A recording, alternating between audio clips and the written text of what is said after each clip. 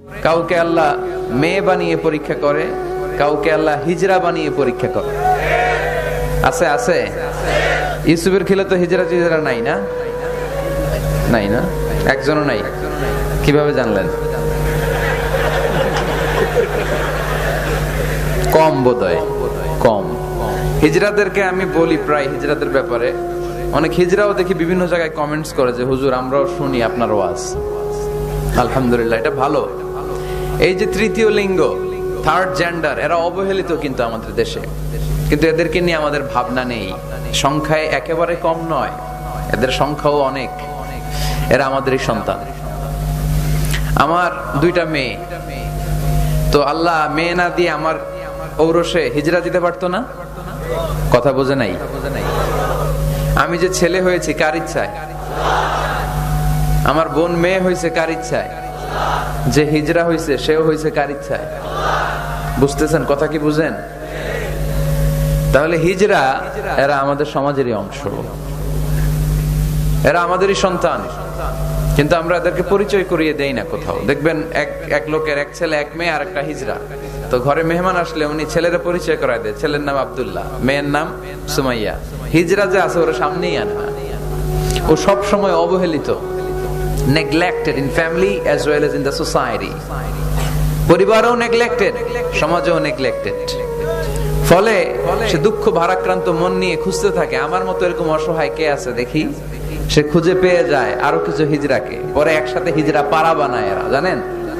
হিজরারা কিন্তু আরেকটা বয়স্কা হিজরার আন্ডারে থাকে, চাঁদাবাজি করে এরা। আপনাদের এলাকায় নাই তো, আপনারা বুঝেন না। ঢাকায় যায়েন একবার, জ্যামের মধ্যে আটকালেই খবর আছে, পুলিশেও ভয় পায় এদেরকে। আমি এক জায়গায় বলছিলাম যে এদেরকে পুলিশের দায়িত্ব দিয়ে দেন, যেহেতু এদেরকে সবাই ভয় পায়। এরা ট্রাফিক সিগন্যালের এখানে এমনি দাঁড়ায় থাকলেই চলবে, লেন চেঞ্জ করে কেউ উল্টা পাল্টা লেনে ঢুকবে না। This is call idea. Idea generate করতে না পারলে দেশের উন্নতি করা সম্ভব না। হিজরাদেরকে কর্মসংস্থানের ব্যবস্থা করা উচিত। এই এলাকার জনপ্রতিনিধি যদি কেউ থেকে থাকেন, অথবা পরবর্তীতে ভিডিওতে যদি শুনতে পান, আমার এই সংস্থানের ব্যবস্থা করেন। আমি পৃথিবীর অনেক জায়গায় এয়ারপোর্টে দেখেছি হিজরাদেরকে।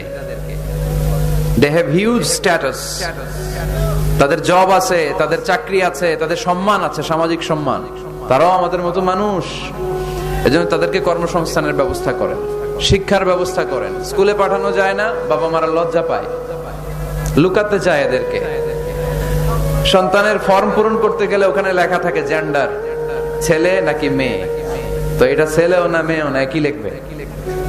এখন থেকে সব ফর্মে তিনটা ঘর রাখবেন মেল, রাখবেন ফিমেল, আর একটা রাখবেন শিমেল অথবা বাইসেক্সুয়াল, উভয় লিঙ্গ যাদের। তো এদেরকে যেন আমরা আগলে রাখি, এদেরকে যেন দূরে ঠেলে না দেই।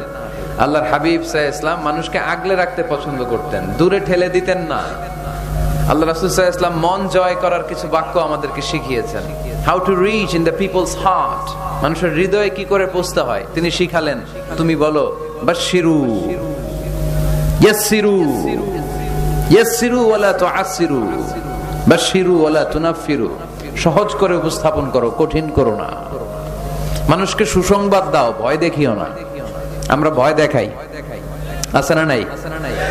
নতুন একজন কালেমা পড়ে মুসলমান হয়েছে, ওরে শোনাইতে আরম্ভ করছে তোমার নামাজ পড়তে হবে, রোজা রাখতে হবে, যাকাত দিতে হবে, তোমার বউরে পর্দা করাইতে হবে, তুমি এটা করতে পারবা না, ওইটা করতে পারবা না, কারণ ইসলামে এইটা নাই ওইটা নাই।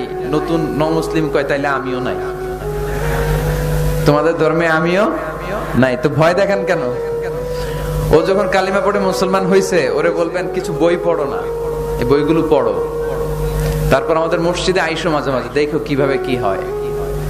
ইসলামিক কিছু প্রোগ্রামে নিয়ে যান, মসজিদে নিয়ে যান, জুমার নামাজে দেখো কেমনে পড়ে, কি বলে শোনো। তো এইভাবে গ্রাজুয়ালি মানুষের হৃদয়ে পৌঁছতে হয়।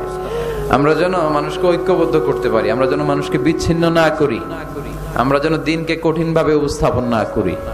আল্লাহ তুমি তৌফিক দাও। আরো জোরে পড়বো আমিন।